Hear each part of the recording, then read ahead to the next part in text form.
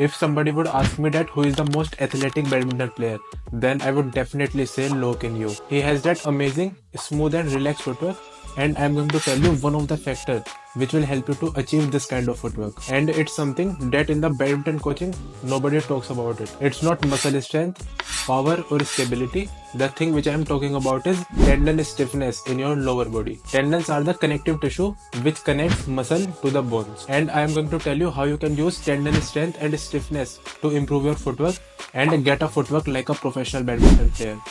Let me explain this to you by giving an amazing example. Suppose you take two basketball, one is fully inflated and other is only 75% inflated. And when you drop both the balls from the same height, then the ball which is fully inflated will rebound to a greater height. The reason behind this is very simple. The ball which is not fully inflated will change its shape too much when hitting the ground, and it will lead to reduced elastic force. And the same thing applies for tendon also. If your tendons are not stiff while landing and are stretching too much, then it will reduce the ground reaction force and you will not probably get fast as much as you want to. Now let's talk about the practical application and how you can build tendon strength. Tendon stiffness is the result of strengthening of tendons over a long period of time with proper exercise selection and providing proper load for your tendons to adapt. There are two main tendons in your lower body which will help you to become faster.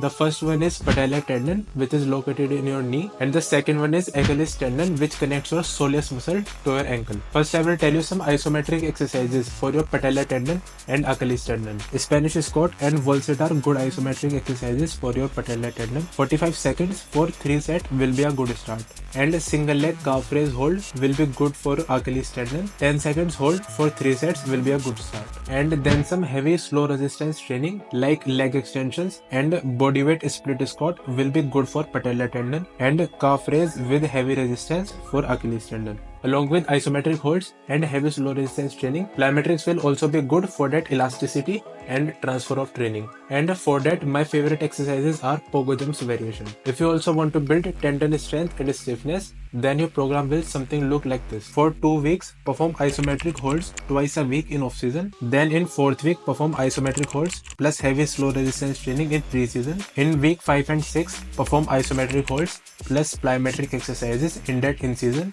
or near tournament. And then also take one unloading phase of 1 to 2 weeks for that rest for your tendons and then start over. And I also want to clear that out. Tendons take a long phase to adapt, unlike your muscles, so give yourself time. And also combine other training like strength training, sprinting, agility for maximum benefits. Now if you want a workout that can help you to improve your jump smash, then watch this video. The link is in the description. And that's it for now. Make sure to subscribe the channel.